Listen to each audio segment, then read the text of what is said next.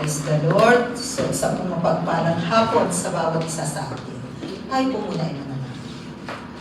Panginoon, patuloy po Diyos na pinasasalamatan ka namin, O God, dahil dakila ka at makapangyarihang Diyos na amin nga pong pinaglilingkuran. Salamat, Lord, maging sa mga salita mo na amin nga pong pakikinggan sa hapon na ito. Dalangin ko, O God, na patuloy na mangusap ka sa bawat puso. Banal na Espiritu, salamat din po sa inyong presensya sa pangalan ni Jesus. Amen. Makakaupo na po tayo lahat sa presensya po ng Panginoon. So, praise the Lord. Dahil tunay nga po, ang bait-bait ni Lord, di ba? At naabot natin ang 2026. So, ibig sabihin, yung katabi mo tatanda yan. Diba? Pagdating ng birthday natin, madadagdagan ang taon natin this year. So, salamat. Dahil nakikita pa rin po natin ang kagandahan ng buhay. Kahit na maraming testing, maraming mga trials na nangyayari po sa buhay ng bawat isa. So, this afternoon, ang ating pong pag-uusapan, it is about promises to the afflicted. Ito po yung title ng ating pag-uusapan. Natunay po na ang Diyos na ating pinaglilingkuran, may mga pangako siya. Kasi kung titingnan natin, punong-puno po ng pangako ng Panginoon ang kanyang salita. But this time, no, meron din tayong pag-uusapan na pangako ng Panginoon sa mga afflicted, sa mga may mga testing, trials na nangyayari, which is, alam po natin na hindi po ito nawawala sa buhay natin. No, na nagiging experience natin. So, in our text, let's open in Job 11 verse 16.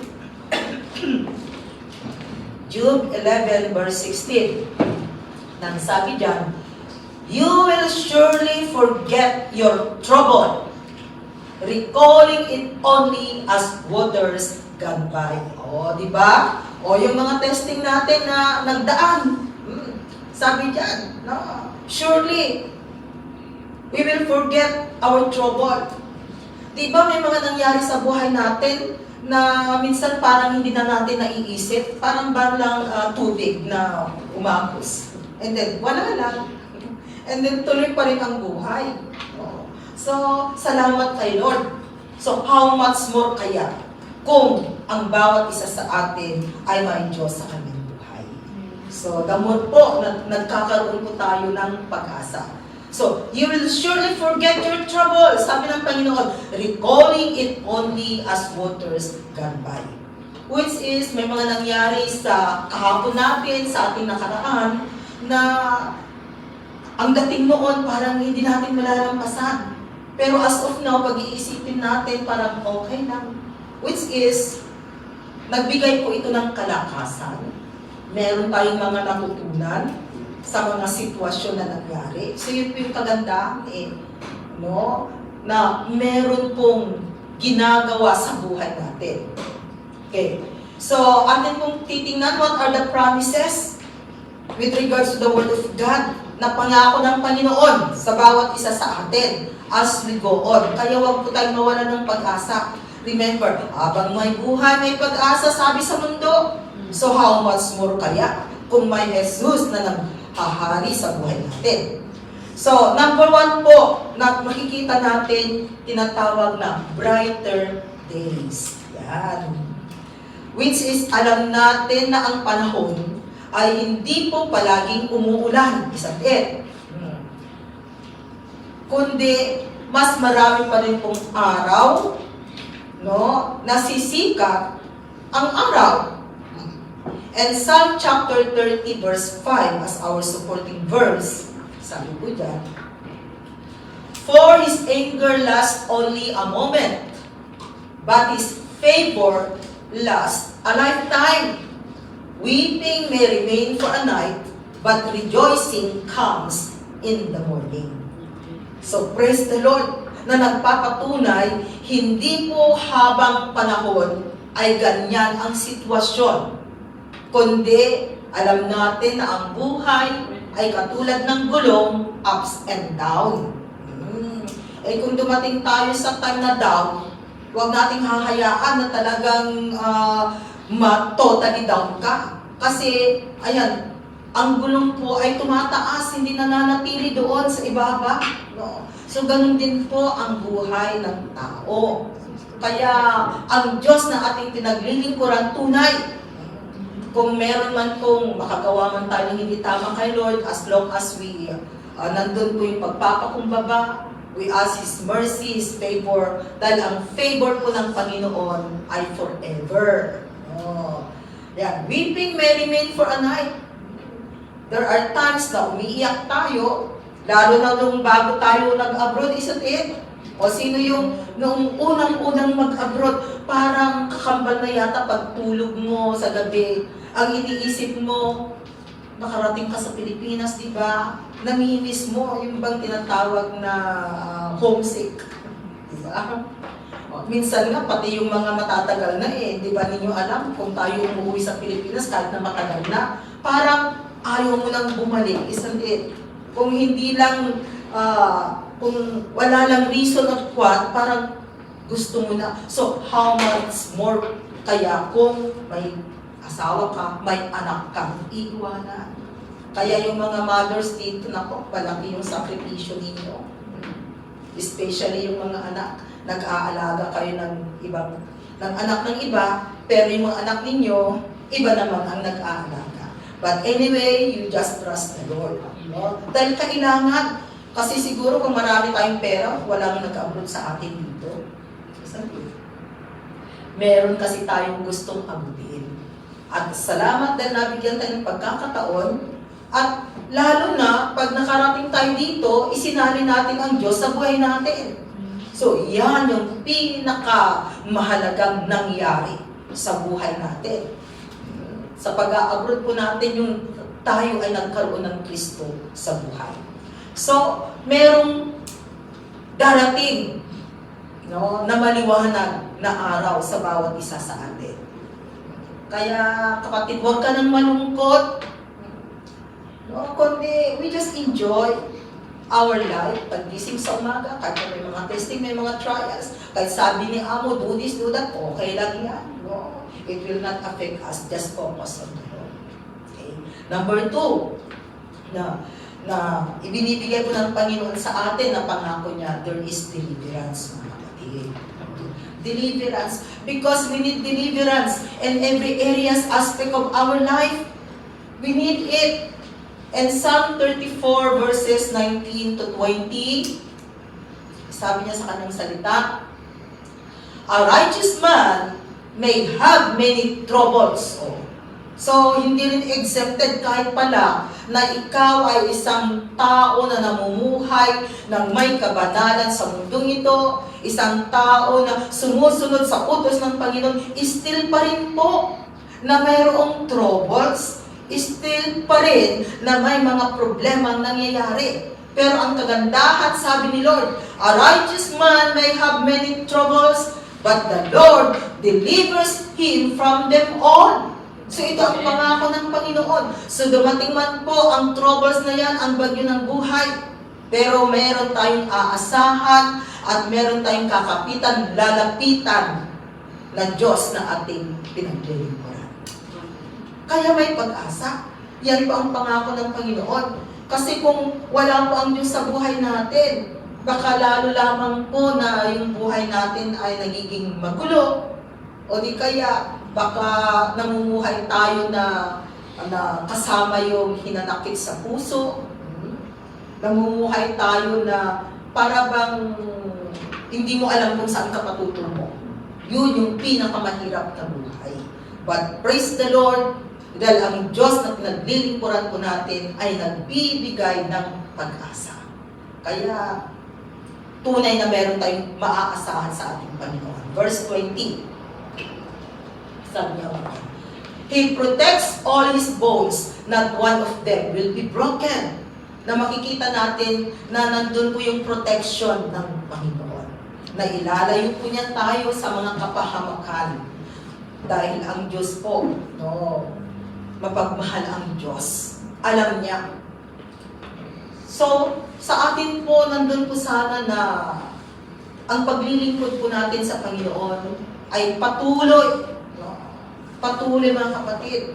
Kaya salamat dahil 2026, praise the Lord. No? Nasa tahanan tayo ng Panginoon.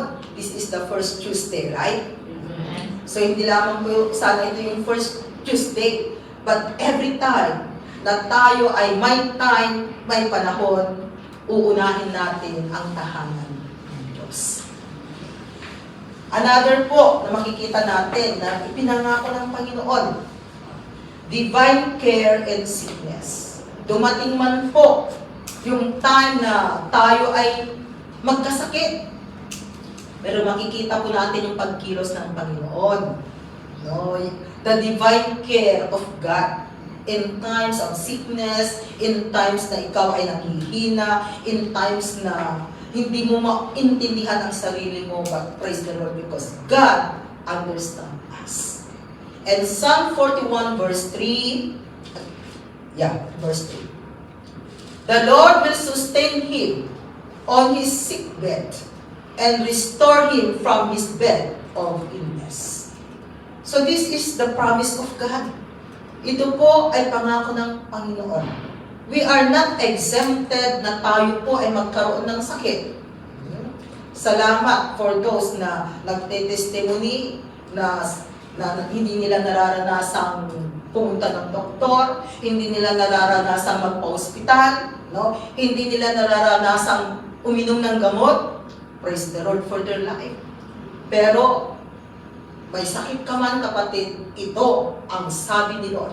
The Lord will sustain him on his sick bed and restore him from his bed of illness. So, makikita po natin dito, no, ang kapangyarihan ng Panginoon. And we believe because our God, He is also a miracle God. He is also a great physician. So, wala po tayong dapat ipangamba, wala po tayong dapat ikatakot. Dumating man ang mga bagay-bagay na ito, ma-experience man po natin sa buhay natin, God will make a way in order that we will be sustained. Ito po yung kagandahan mga kapatid, na alam natin na may Diyos sa ating buhay. Okay. Number 4 po na makikita natin is that comfort of God's presence. Meron siyang comfort, no? Dahil sa kanyang presensya, tunay na napaka-inam po ng nasa presensya, magbabad sa presensya ng Panginoon. And Isaiah 43 verse 2, sabi po niya ulit sa kanyang banal na salita, when you pass through the waters, I will be with you. And when you pass through the rivers, they will not sweep away you. Sweep over you. When you walk through the fire, you will not be burned. The flames will not set you ablaze. Na nagpapatunay lamang anumang klaseng problema, anumang klaseng testing, trials, ang darating sa buhay natin mga kapatid. Alam natin na hindi po tayo pababayaan ng Panginoon. Dahil nandyan po yung comfort niya, yung gagawin ng Panginoon sa bawat isa sa atin. When you pass through the water, I will be with you. Dahil ang Diyos na naglilingkuran natin, kasama po natin. Kahit na pag-uwi mo mamaya sa bahay ni Amo, hindi ka nag-iisa. No? Kasama natin ang Panginoon. Diba ang pangako niya, I am always with you. Sasamahan tayo ng Diyos sa lahat po ng challenges sa buhay natin, sa lahat ng nangyayari sa buhay natin, sasamahan tayo ng Panginoon. So wala tayong dapat katakutan. Kung noon nga walang Diyos sa buhay natin, ang tapang-tapang natin, imagine, pupunta ka sa isang lugar na hindi mo alam, ang alam mo lang, nakatira lang sa Hong Kong, Chinese. No. Hindi natin kasi alam noon na may mga bad employers. Hindi natin ini-expect pala na meron yung mga grabe ang ugali, di ba? Hindi yun yung iniisip natin eh. Ang iniisip kasi natin, makakapunta ako ng Hong Kong, mag-a-abroad ako. Doon lang. But praise the Lord, dahil napagtagumpayanan natin. Kaya salamat kay sister. Imagine, 1997. Oh, praise the Lord. No. At mula nung dinala siya ni Lord dito, sabi niya, pangalawang day off niya, dinala na siya ni Lord dito. So, salamat sa mga buhay ng mga kapatid, na nung dinala ko sila sa tahanan na ito, ay talagang they go on. Nagpatuloy sila sa kanilang paglilingkod. Ganon din ako nung dinala ako ni Lord dito. That is my birthday before. And that is the beginning. Na every time, talagang nasa presensya ng Panginoon. Noon walang cellphone. Tama yung sabi ni sister. Noon nga walang proper place. Alam niyo noon, walang lugar. Pag araw ng day off namin, hindi namin alam nasaan kaya ang pre-believers. Nandun kaya sa YWCA, sa McDonald Road, or nandun kaya sa Caritas. Kaya ang ginagawa po namin nung kami bago, no, pagpunta sa YWCA wala, ayun, dadaan doon sa Botanical Garden, papunta doon sa Caritas. Pagdating mo doon sa Caritas, saang floor na naman kaya magtatanong ka? No? So, ganun yung ginagawa namin. Pero salamat sa mga naunang leaders, dahil alam po ninyo yung mga leaders talagang pinapalo up. Umagang-umaga, nandun sila sa Blackman. No? Tinitingnan nila kung may mga kapatid na kakilala. No? Ako noon, nararanasan kong maglibot, inikot-ikot ko. Nasaan kaya ang mga pre-believers? Pero alam ko ninyo, God will direct, kahit na hindi mo alam. God will make a way. Kasi alam ni Lord yung desire natin na makarating sa tahanan ng Panginoon. Kaya dadalhin ng Panginoon. Ganun po mga kapatid, hanggang sa pinagpala ni Lord ang pamilyang ito. Nakita ko kung paano pinagpala ni Lord. Imagine, ang pinanggalingan lang na lugar is siguro mas maluwang pa hanggang dyan sa Cortina yung nirerentahan na lugar. And then, after na nakaalis ng McDonald Road, ang ibinigay ni Lord ay ang Arion. And Arion, that is more than 7,000.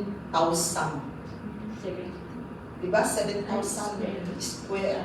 Yeah. Ang laki. This is only half of 1/3 lang yata ito ng Arion. 1/3 lang itong church natin. Ang size. So, and from that time, meron ng church na pinupuntan, at least nagkaroon ng church na alam mo, pag day off mo ay nandun sila sa lugar na ito. Hanggang sa nagkaroon ng different churches sa outreaches. So, ganun po ang ginawa ni Lord in our family. Na kung makikita po natin ang pagkilos ng Panginoon. Kasi kung walang Diyos, hindi kayang gawin ng tao, isn't it? Kaya makikita po natin ang kapangyarihan ng Panginoon. Dahil tunay po mga kapatid, na sa presensya niya, may nangyayari sa presensya ng Panginoon.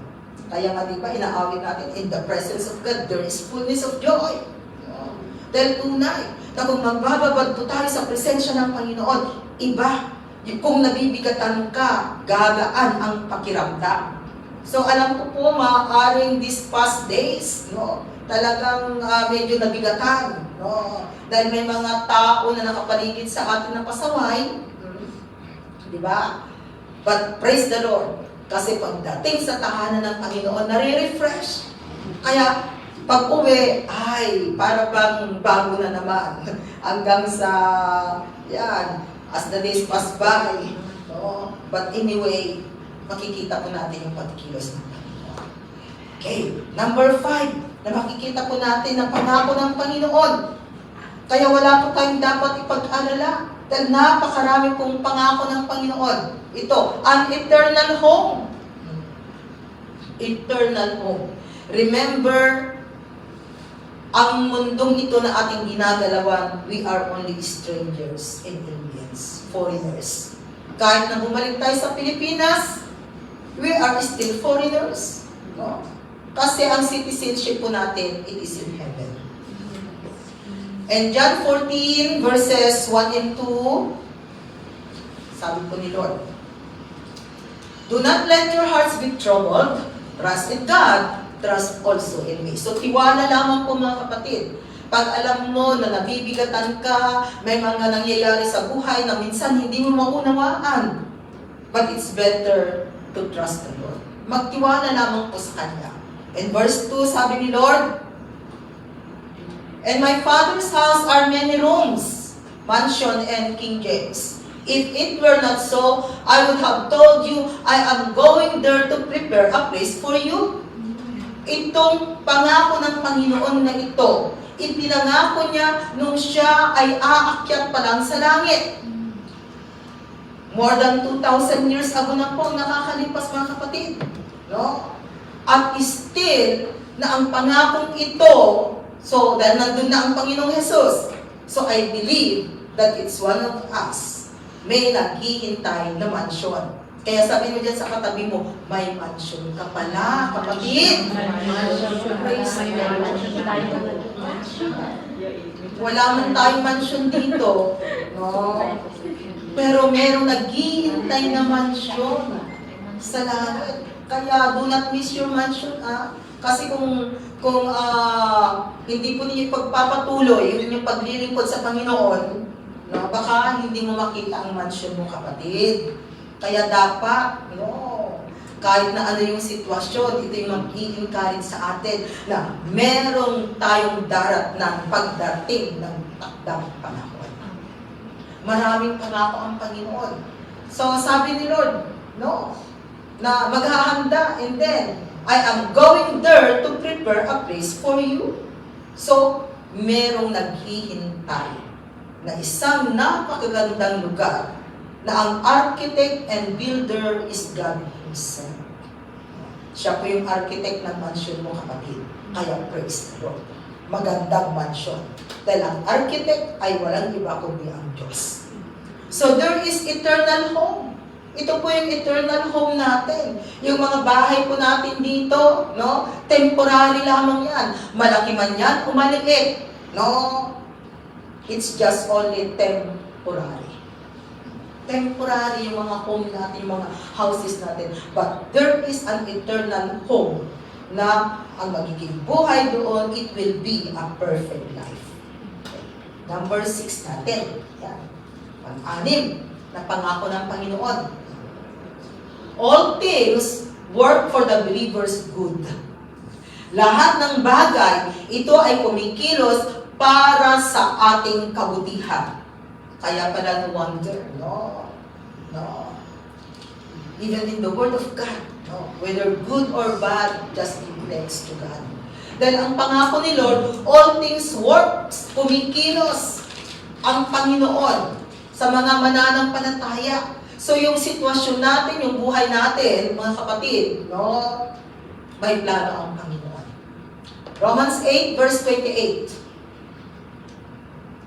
Sabi niyo ulit sa kanyang salita, "And we know that in all things, God works for the good of those who love Him." Sa mga nagmamahal sa Diyos. Mahal ba ninyo ang Diyos? Amen. Amen. Naniniwala po ako, kasi kung hindi ninyo mahal ang Diyos, wala ka ngayon sa hapon na ito. Dahil mahal natin ang Panginoon.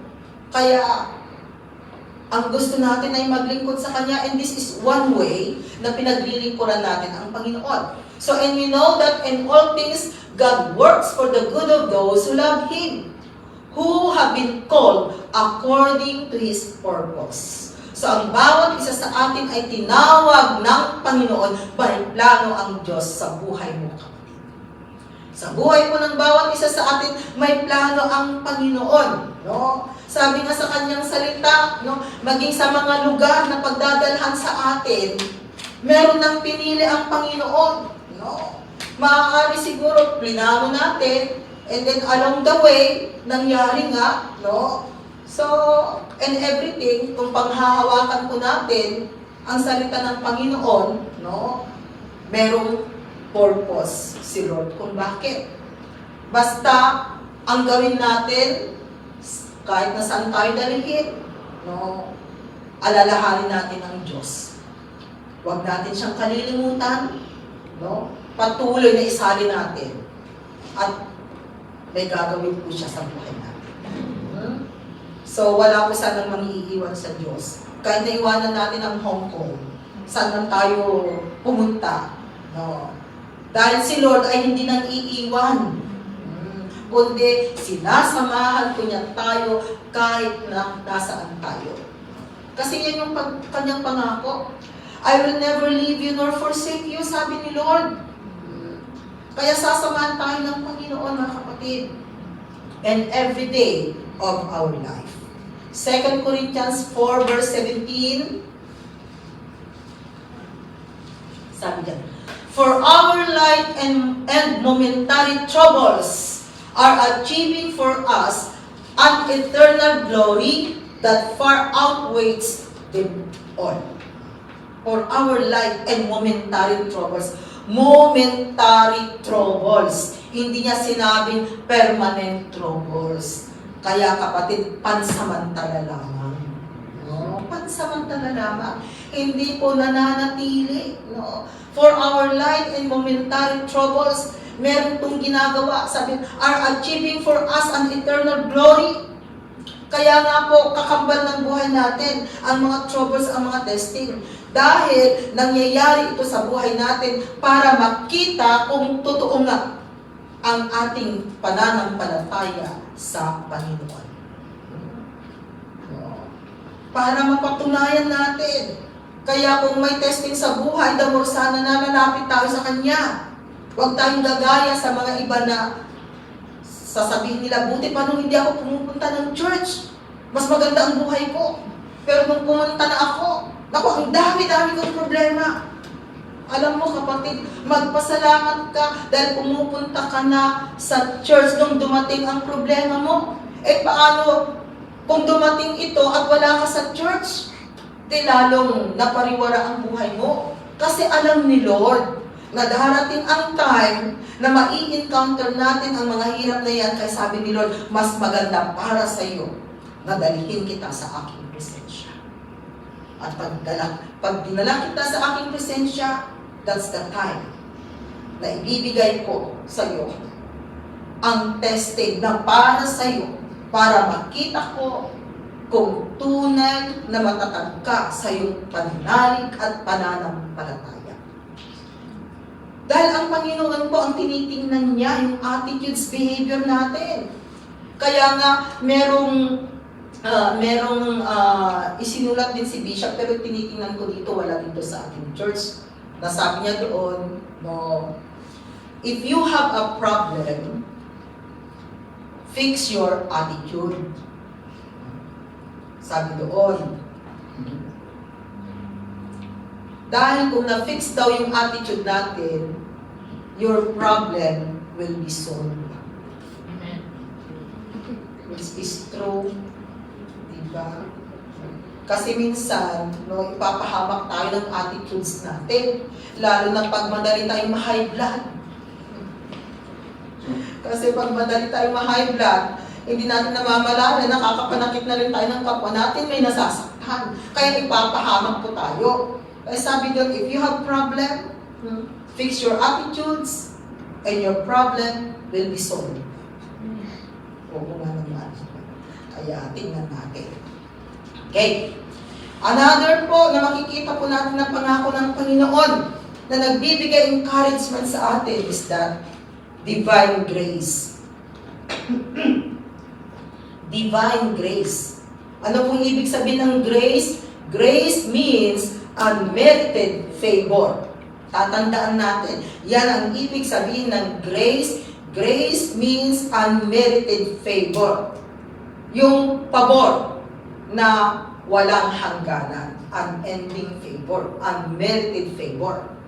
2 Corinthians 12 verse 9. Sabi po doon, but he said to me, my grace is sufficient for you. For my power is made perfect in weakness. Therefore, I will boast all the more gladly about my weaknesses, so that Christ's power may rest on me. Kaya kahit po sa ating mga kahinaan sa buhay, wala po tayong dapat ipangamba. Dahil sa ating mga kahinaan, kung ilalapit po natin ito sa Panginoon, siya ang magbibigay ng kalakasan sa atin. Kaya mahalaga that we know kung saan tayo mahina. Palagi ko pong sinasabi that you should know in your life which area in your life that you are weak. Napakahalaga po ito. Na alam natin kung saan area ng buhay tayo ay mahina. Dahil ang kaaway po natin, ang gawa ng kaaway is that to kill, destroy, and steal. Yan ang kanyang ginagawa. At ang tinitingnan niya, doon sa area ng buhay natin na tayo ay mahina, ay doon niya tayo palaging tinatarget kasi nga mahina ka eh. Oo. Diba? Pag yung kaaway sana, alam mo yung kaaway mo, titingnan mo yung kanyang kahinaan. Hindi yung kanyang kalakasan, kundi ang titingnan, oy, saan ba mahina ito? Ay, doon ko siya pupuntirihin. Dahil tsak, matatalo siya. Dahil mahina. Kaya nga, we need to know kung saan area ng buhay natin mahina tayo. Doon tayo maging gwardyado. Kasi doon po tayo pwedeng atakihin ng kaaway. Hindi na doon sa area ng buhay mo na malakas ka kasi alam niya, matatag ka na in that area. So, ang titingnan niya, ay, doon sa area ng buhay mo na parang yun yung iyong kahinaan. Did you know na ang mga testing, trials na nangyayari sa buhay natin, pansinin ninyo, doon sa area ng buhay mo na mahina ka. Lalo na pag sinasabi na kung ang kahinaan ko talaga, mahal na mahal ko ang aking anak. Diba? Ang testing mo with regards to your anak. Kaya tingnan natin, mga kapatid. No? So dito, sa ating kahinaan, no, hayaan natin ang Panginoon ang maging kalakasan po natin. Kaya nga, pag alam natin mahina tayo, andun ka agad na gwardyado tayo. Andun ka agad na ipinagkakatiwala natin sa Panginoon. Lord, alam po ang nangyayari. Alam mo, Panginoon, ang aking kahinaan. Palakasin mo ako, Lord. Tulungan mo ako in this kind of situation. And I believe that God is able to help you and God is able to deliver you. Remember, temptation is not a sin, but if you're going to yield in the temptation, doon na po nagkakaroon ng kasalanan. Kaya, ingat po tayo. Another na makikita po natin na pangako ni Lord is that fellowship in Christ's sufferings. Fellowship in Christ's sufferings, ano pong ibig sabihin nito? 1 Peter chapter 4, verses 12 to 13. Ang sabi dyan, dear friends, do not be surprised at the painful trial you are suffering. No. Talagang iniiba lang niya yung mga wordings. Kung hindi troubles, sufferings, diba? Testing, ayan. Dear friends, do not be surprised at the painful trial you are suffering. Kaya kung nakaka-encounter tayo ngayon ng testing, trials, difficulties in life, sufferings na nangyayari sa buhay natin, as though something strange were happening to you. Verse 13. But rejoice that you participate in the sufferings of Christ, so that you may be overjoyed when His glory is revealed. No? Lalo na po pag meron tayong mga mahal sa buhay, maaaring family natin, and then, yun bang pagpunta-punta natin sa church, meron silang sinasabi. Minsan talagang magdaramdam ka, kasi sasabihin mo sa church na nga ako pumupunta, meron pa silang sasabihin. No?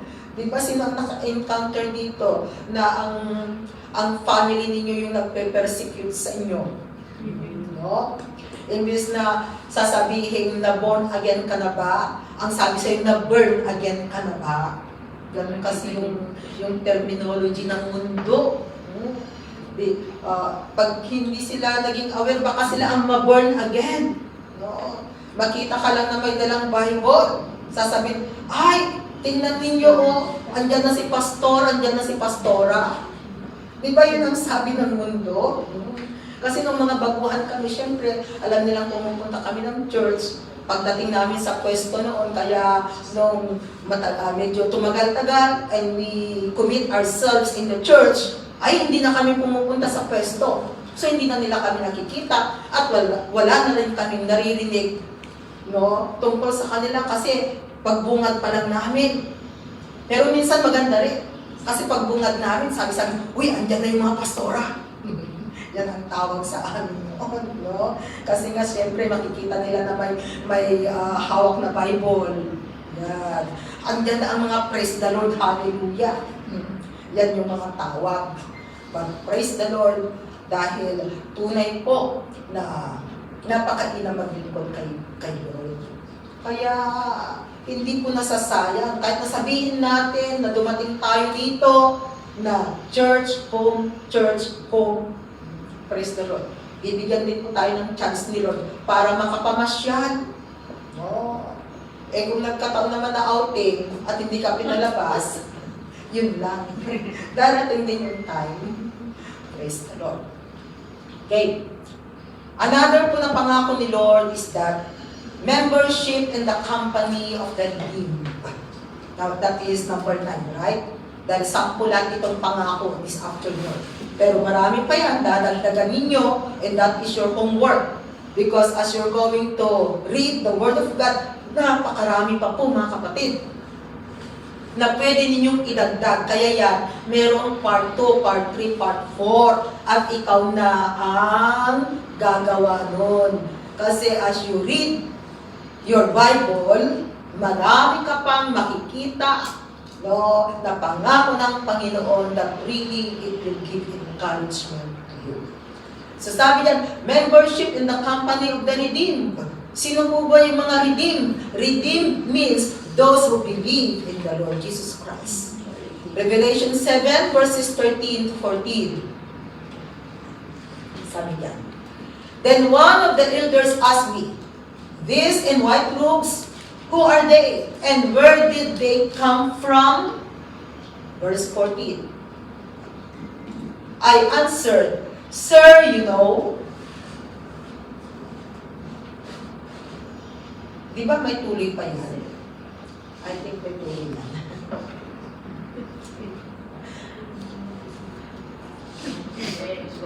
Revelation 7. Kasi may tuloy yan. Verse 14. Okay. Sabi niya sa 14, I answered, Sir, you know. And he said, these are they who have come out of the great tribulation. They have washed their robes and made them white in the blood of the Lamb. So, praise the Lord. Dahil makikita po natin dito na ang mga naniniwala at nananalig sa Panginoon ay tunay na darating ang time. No? So sana isa tayo dito. No? Hindi lamang ngayon na tayo ay may buhay, but especially no, pag nawala tayo sa mundong ito at makakapiling natin ang Panginoon. So ito po yung ating pinakahihintay na nagbibigay talaga ng pag-asa sa bawat isa sa atin. Na mayroon tayong aasahan na ang buhay natin in this world is just only temporary. What we are looking and doing for ay ang makasama ang Diyos na ating pinaglilingkuran at sana po yung katabi mo makita mo doon pagdating mo pa. Ang saya-saya, di ba? Ay, sister, andito ka pala. Praise the Lord. O, syempre, pag nagkita-kita tayo doon, ibig sabihin, talagang napagtagumpayanan natin. Kung mawawala ka doon, sorry for you, hindi ka nakapasa dito sa mundo. Kaya be sure, alam natin kung saan tayo patutungo. And the last one, na pangako ng Panginoon this afternoon na ating pag-aaralan is that final deliverance from sorrow and pain. Yun yung ating pang-sampo. There is final deliverance from sorrow and pain. That is our number 10. Pag sinabing final deliverance, ay meron palang tinatawag ng final deliverance from sorrow and pain, which is nagpapatunay lamang na hindi habang buhay pala na may sorrow and pain. kundi may pangako ang Panginoon in Revelation 21 verse 4. Itong Revelation 21 verse 4 na ito, every time na binabasa ko ito, talagang ang ganda ba ng dating kasi talagang nakaka-encourage siya na it will really give hope. Because it is speak about being a perfect life, magkakaroon ng perfectong buhay. In Revelation 21 verse 4, nasabi diyan, He will wipe every tear from their eyes. There will be no more death, or mourning, or crying, or pain. For the old order of things has passed away. So, gusto ba ninyong maranasan itong klase ng buhay na ito na wala na daw kung nag-iiyakan doon? Kaya okay lang pala, mga kapatid, mga sisters, na kung gusto mong umiyak, sige lang. Iyak ka lang. No? Kasi darating ang time. Wala nang iyakan, sabi niya. No? He will wipe every tear from their eyes. There will be no more death. Wala nang kamatayan. So, pag wala nang kamatayan, talagang it will be a perfect life. Di ba ang kalaban naman sa mundong ito, ang number one na nagbibigay ng kalungkutan sa buhay ng isang tao ay ang kamatayan, isn't it? Oh. Yan po yung number one na nagbibigay ng sorrow sa buhay ng isang tao pag nawala. No? Yung kanyang mahal sa buhay. Pero darating ang time, wala nang kamatayan, or crying, or pain, maging ang mga sakit, mga testing, mga trials, difficulties, hardship of life, for the old order of things has passed away. Kaya ito po yung ating aasahan, mga kapatid. Ito po ang pangako ng Panginoon. So if you want to have or experience a perfect life, just keep on. Kahit na anuman po yung testing natin, sige lang, tuloy-tuloy lang po. We need to finish our race. We're going to finish our race because at the ending of that race, makakamtan po natin ang pangako ng Panginoon. Kaya ito po yung kagandahan ng may salita ng Diyos sa ating buhay. Dahil ito ang nagbibigay sa atin ng kalakasan, nagbibigay sa atin ng pag-asa. No? Para bang na-challenge ka dahil, ay, ang galing-galing pala ni Lord. Ang dami pala niyang pangako na kung susunod ako sa Kanya, makakamtan ko ang pangako ito. Which is, kung tutusin mga kapatid, itong pangako ng Panginoon, it's happening now in our life. Nai-experience na po natin ito, itong mga pangakong ito. So, what are the promises of the Lord to the afflicted? Sabi natin kanina, brighter days. May bukas pang darating. Sisikat pa rin ang araw. Kahit na may bagyo ang buhay, sisikat pa rin ang araw. Kaya nga, di ba, meron tayong announcer na, ang buhay, weather lang yan. Which is true. Kung ating titingnan. No? Another is deliverance. No? Nandyan po kung paano po tayo ililigtas ng Panginoon. Because we need deliverance in every areas of our life. Another is divine care and sickness. Dumating man po yung time na magkasakit tayo, manghihina tayo, but God is there. May pamamaraan ang Diyos. Comfort of God's presence. Na tunay na sa presensya ng Panginoon. Magbabad po tayo sa presensya ng Panginoon. Dahil makakamtan natin ang kalakasan, ang kagalakan, ang kapayapaan in the presence of the Lord. There is eternal home na naghihintay kung gusto mong marating ang mansion mo, kapatid. Just keep on. Huwag kang bibitaw sa pananampalataya sa Panginoon. Another is that all things work for the believer's good. No? Ang Diyos ay kumikilos po, mga kapatid, sa buhay natin. May plano siya sa buhay ng bawat isa. Another is divine grace. Yung divine grace ng Panginoon. Grace means unmerited favor na nandyan na nakakamtan ng bawat isa. Fellowship in Christ's sufferings. No? Kasama natin ang Panginoon. Hindi niya tayo pababayaan. Another is membership in the company of the redeemed. Sa darating ang time, makakapiling po natin ang Diyos na ating pinaglilingkuran. And of course, there will be a final deliverance from sorrow and pain. And this will be the perfect life for you and for me. Kaya mga kapatid, just go on lamang po. Ano man ang sitwasyon natin sa mundong ito, okay lang yan. Kayang-kaya natin mapagtagumpayan na. Amen. Panginoon, salamat po God sa inyong salita. Natunay nga po, Lord God, sa pamamagitan ng iyong salita, pinapalakas po niya kami. Binibigyan po niya kami ng pag-asa, O God. Na anuman po, Panginoon, yung aming mga nai-experience, O God, sa mundong ito, mayroong pag-asa sa iyo, O God. Dahil napakaganda ng pangako mo, Panginoon. Dahil punong-puno ng pangako, O God, ang iyong banal na salita. Kaya, Panginoon, tulungan mo nga po kami, O God, na kami po ay makapaglingkod sa iyo ng buong puso at katapatan. Sa aming kahinaan, palakasin mo kami, Panginoon.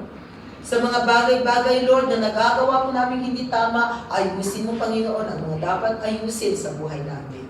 At ang dalangin namin, O Diyos, patuloy po na kami ay maging daluyan ng pagpapala sa mundo nito. Patuloy na gamitin mo po ang buhay ng bawat isa. Salamat, Lord, at ibinabalik ko sa iyong mataas na papuri sa pangalan ni Jesus. Amen. Balik ko po sa ating Diyos.